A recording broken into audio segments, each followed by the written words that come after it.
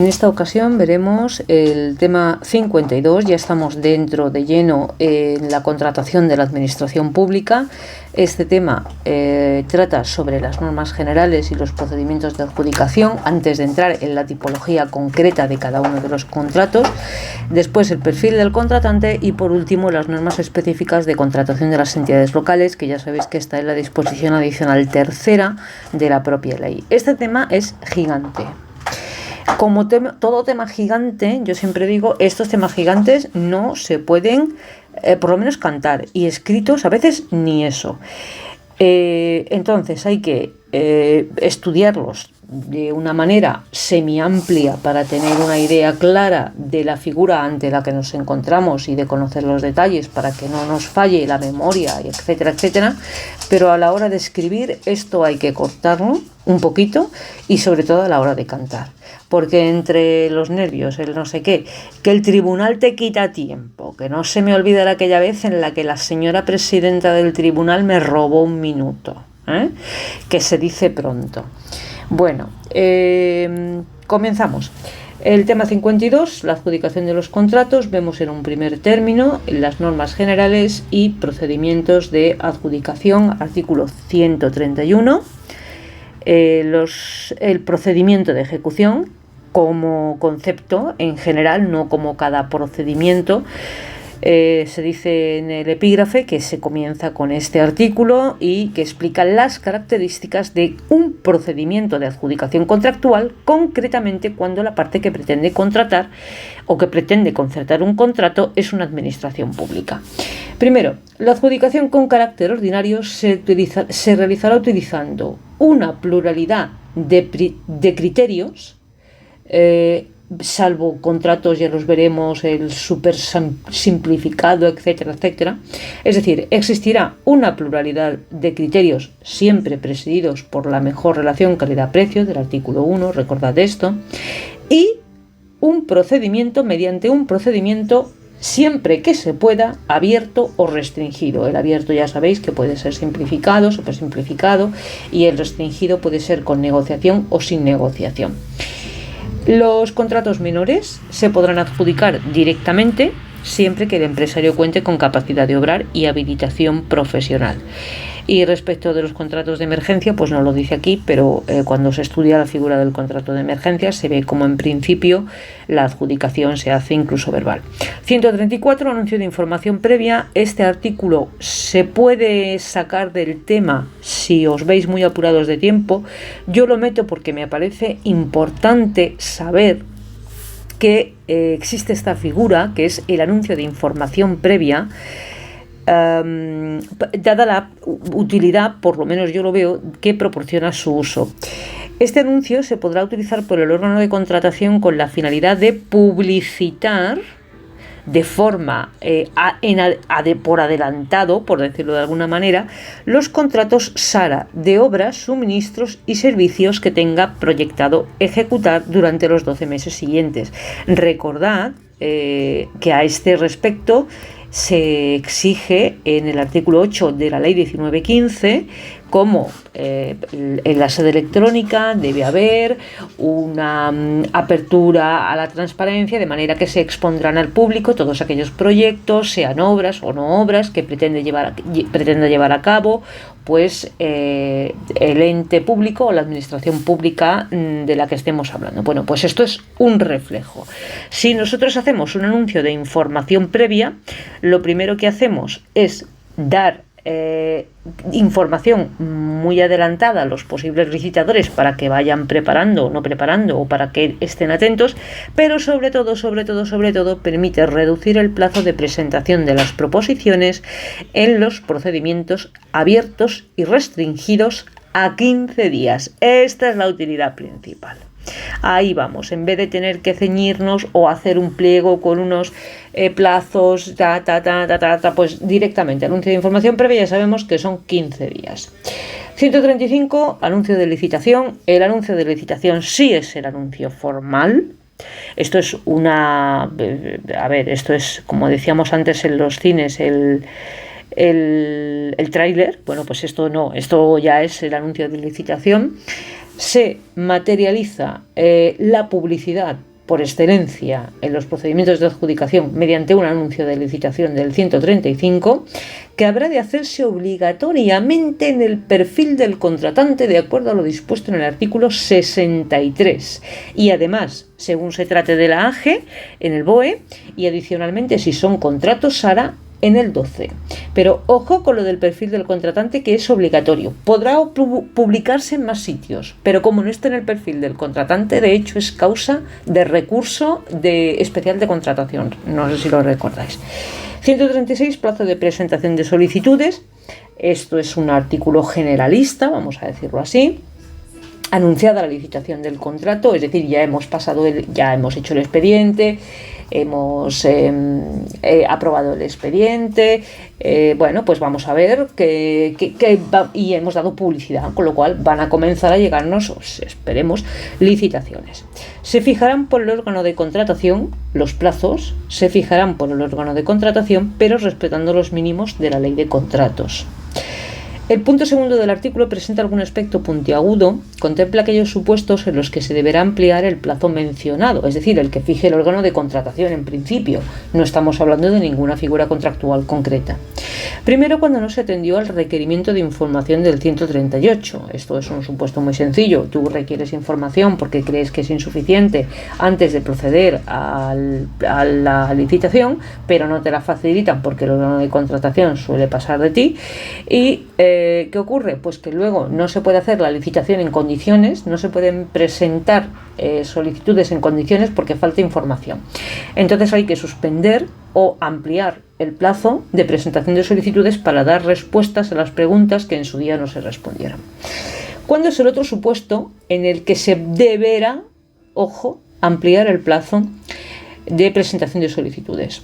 Cuando se introduzcan modificaciones significativas en los pliegos. Y esto ya lo vimos en el tema pasado. El pliego, una vez aprobado, simultáneamente con la fase A o la fase A previamente con la fase A, ya no se puede mover, salvo error aritmético o retroacción. Y aquí no se habla de retroacción, se habla de una ampliación del plazo de presentación. Bueno, yo simplemente lo pongo de manifiesto y lo dejo ahí para que cada uno saque sus conclusiones. Dice que si recordamos el 122 y el 124, habla que, bueno, pues lo que os acabo de contar, este suceso ocurrirá antes de la fase A, junto con ella, salvo errores materiales. De otro modo, deberán retrotraerse las actuaciones. El 136, in fine, viene a abrir la posibilidad de una modificación significativa en los pliegos con el solo requisito de ampliar el plazo de presentación de solicitudes. Si bien es cierto que menciona como mera coletilla sin perjuicio de lo señalado en el 122 y 124, pero en ningún momento se menciona el requisito de la retroacción como consecuencia de la alteración significativa de los pliegos. A más INRI se facilita un listado de supuestos con consideración de modificaciones significativas: la clasificación, el importe y el plazo, las obligaciones del adjudicatario y aquí ya lo más sangrante, el cambio o variación del objeto. Es decir, yo apruebo un pliego administrativo y técnico con un objeto concreto y cuando voy a abrir el plazo de licitación o ya lo tengo abierto, decido variar o cambiar el objeto del contrato, del expediente en este caso, y lo que hago es ampliar el plazo de presentación de solicitudes. Al menos esto es lo que yo he entendido. Yo admito que yo también soy muy peculiar y puedo haberlo entendido mal, se me puede haber escapado algo, con lo cual, si alguien lo ha pillado, este tema, cómo casa este tema, pues yo le insto a que nos lo suba y que nos cuente, porque si no vamos hasta... Yo llevo toda la vida con esta duda. Igual que con la del recurso especial de contratación, cuando se decía que se podrán recurrir todos aquellos contratos que pretendan celebrar, y salía lo de los acuerdos de encargo a medio propio, y tuvo que ser el Tribunal Constitucional el que se pronunciara al efecto, porque no había manera de casar aquello. Bien, 137, reducción de plazos para la tramitación urgente. Este es el supuesto contrario y tampoco tiene mucha complicación en este caso, dado que nos está hablando de efectivamente esa tramitación urgente. Y aunque no se menciona en este artículo, si ha existido el anuncio de información previa, también hay una posibilidad de reducir los plazos, aunque no por tramitación urgente. Siendo este tema, ya lo digo aquí, especialmente denso, pues ahora el artículo 150 nos va a hablar de la clasificación de las ofertas y la adjudicación del contrato. Lo que estoy tratando de decir es que voy a pasar directamente del 137 al 150, porque es que no se puede llenar más. El 150 es un artículo muy importante, es la adjudicación del contrato, que no la formalización del mismo. La clasificación, bueno, pues se hará por la mesa de contratación. La clasificación de las proposiciones, no del contratista, ¿de acuerdo?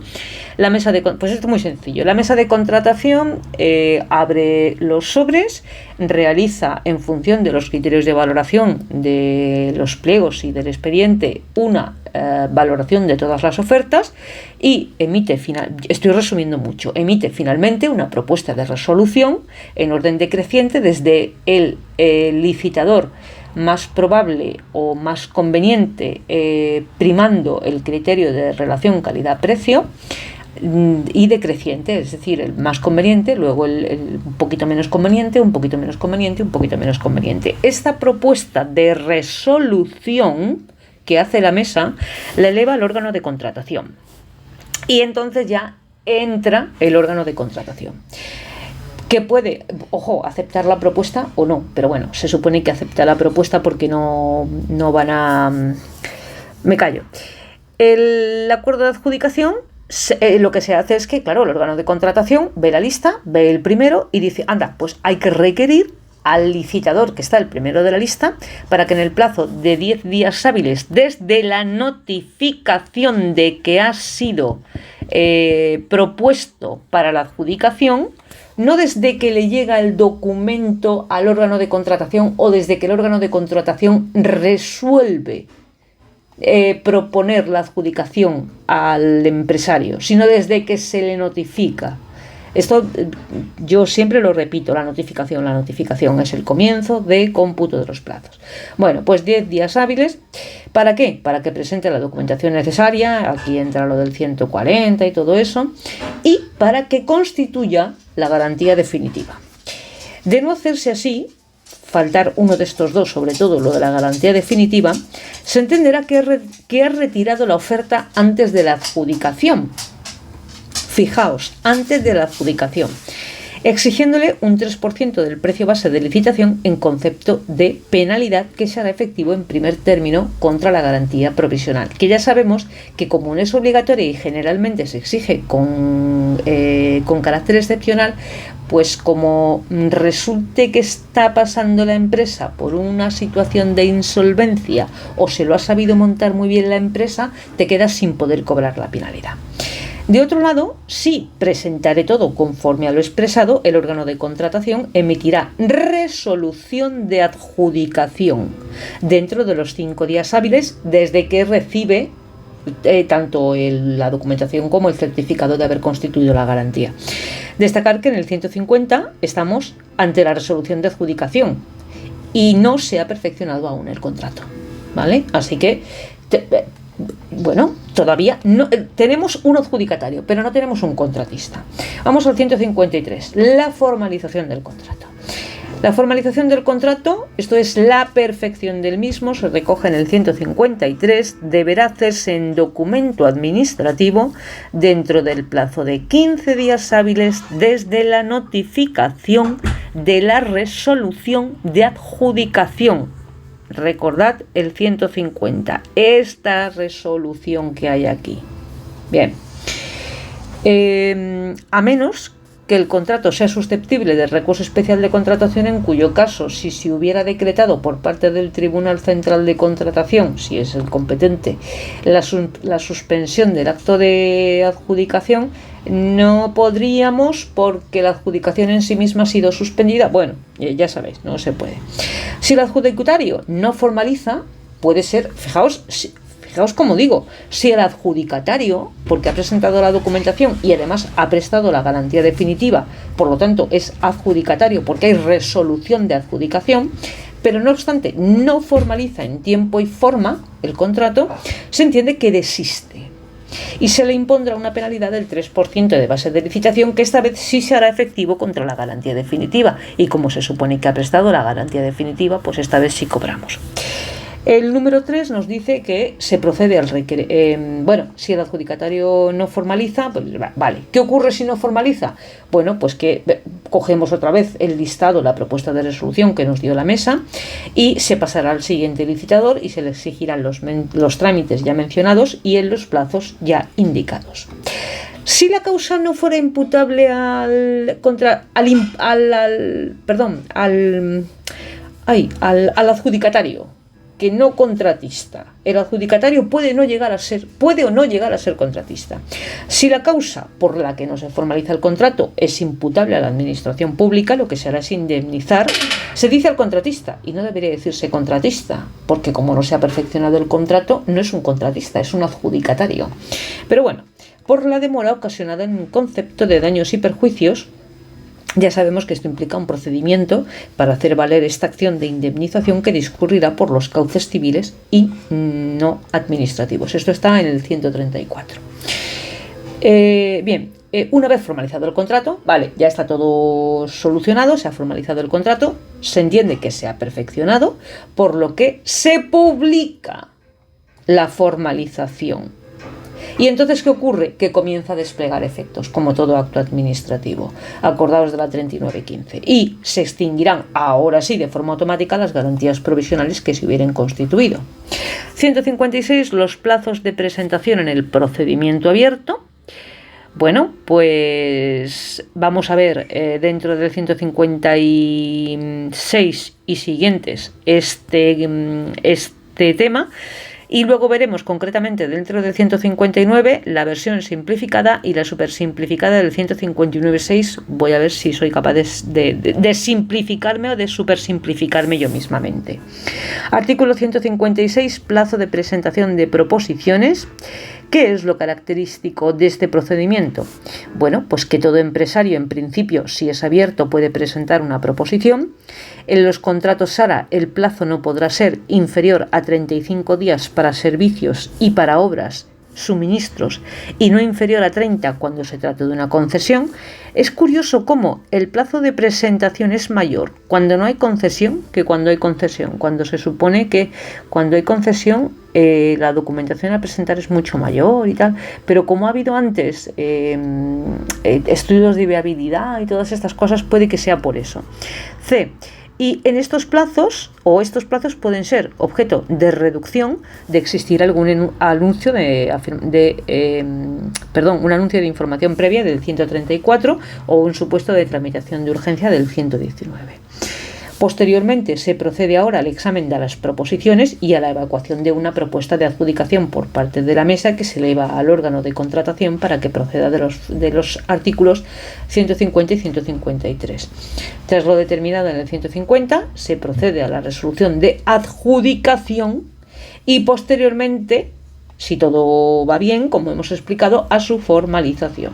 Vamos a ver el 159, que nos habla del abierto simplificado y del supersimplificado en el apartado 6. Bueno, pues el abierto simplificado tiene condicionado su uso a que no se supere el umbral de 2 millones de euros como valor estimado en contrato de obras y el valor estimado de los SARA en suministros y servicios. Aquí ya hay que tirar de memoria. Esto no.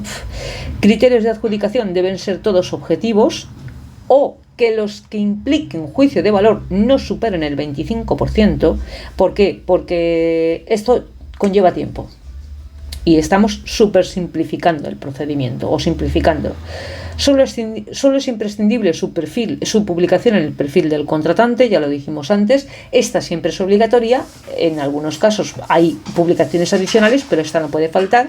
Y como especialidad en la tramitación señalaremos que los licitadores habrán de estar inscritos en el registro oficial de licitadores y empresarios de la contratación del sector público, Que no cabe exigir garantía provisional, no porque no se crea preciso, sino por el procedimiento, que es breve. La presentación debe hacerse en un registro ad hoc concreto, indicado en el anuncio, que suele ser el del órgano de contratación, pero no necesariamente, y se presentará en un sobre único, salvo que haya este 25% de criterios que sean por juicio de valor, que se presentarán en un sobre aparte. Entonces serán 2 sobres. Vamos a por el supersimplificado. Pues aún lo supersimplificamos más para contratos de obra con valor estimado inferior a 80.000 euros y suministros y servicios por debajo de los 60.000. Fijaos que no hay concesiones aquí, ¿vale? Porque un procedimiento tan simplificado no lo admite una concesión. Bien, vamos a ver las características. Se exime de la acreditación de los requisitos de solvencia. Así pues, con la capacidad, con la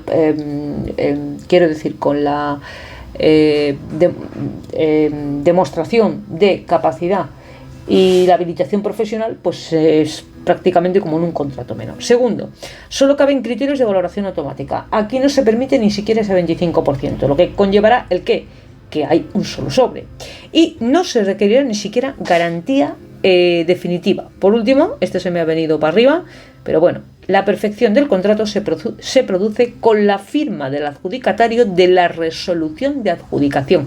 Y recordad este documento, ¿en qué momento se produce? Bueno, pues esto se le presenta o se le notifica, bueno, lo suyo es que se le llame y se le diga, oiga, venga usted para acá, se le presenta el documento de resolución de adjudicación, el adjudicatario en este caso lo firma y ya es contratista.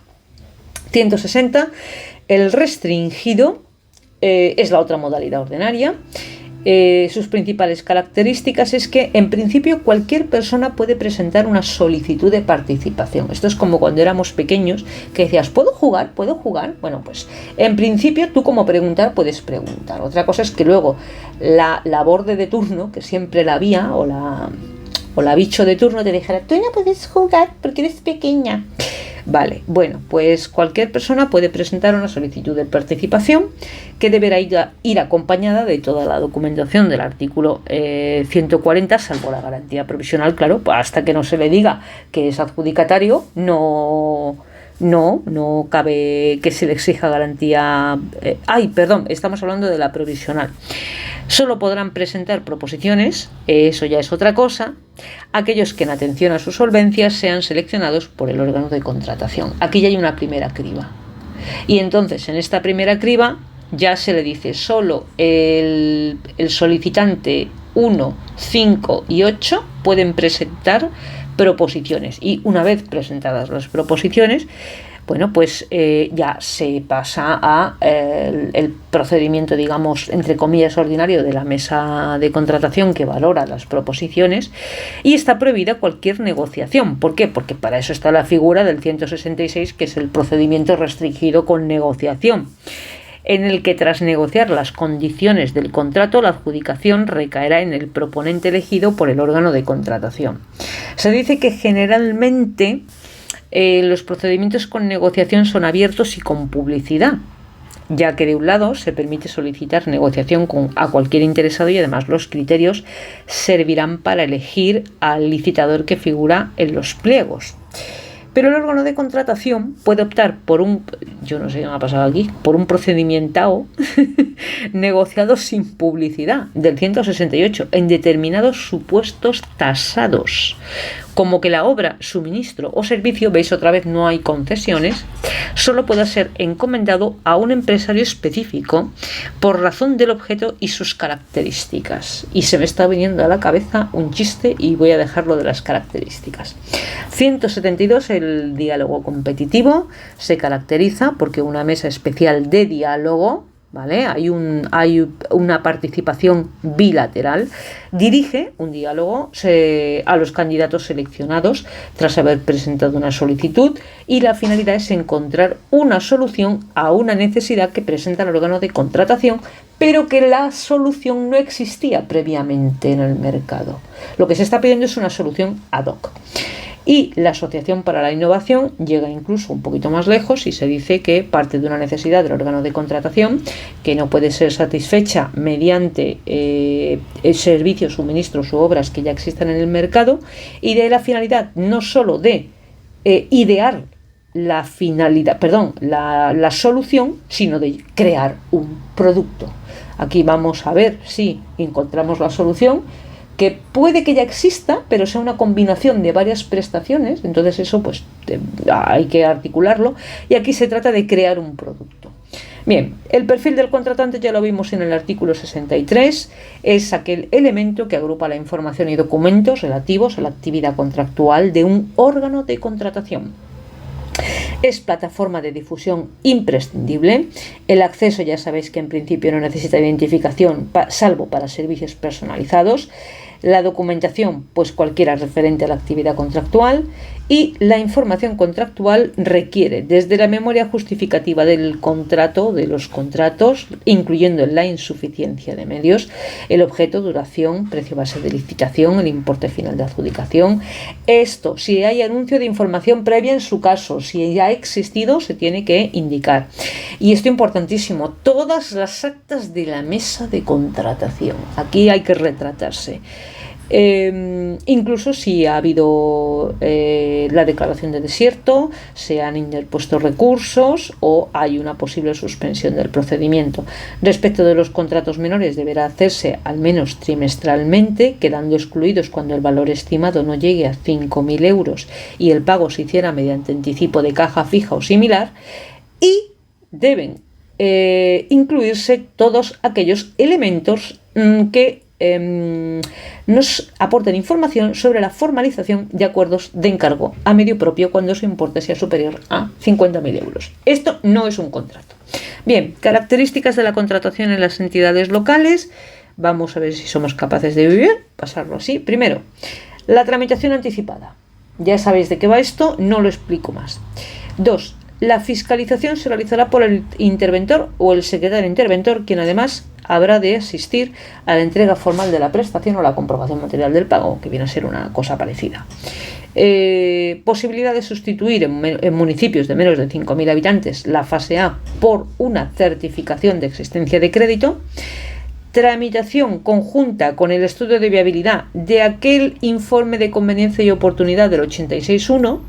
No me explayo dónde está esto y para qué es. Recordad que es cuando la administración pública quiere intervenir en el mercado.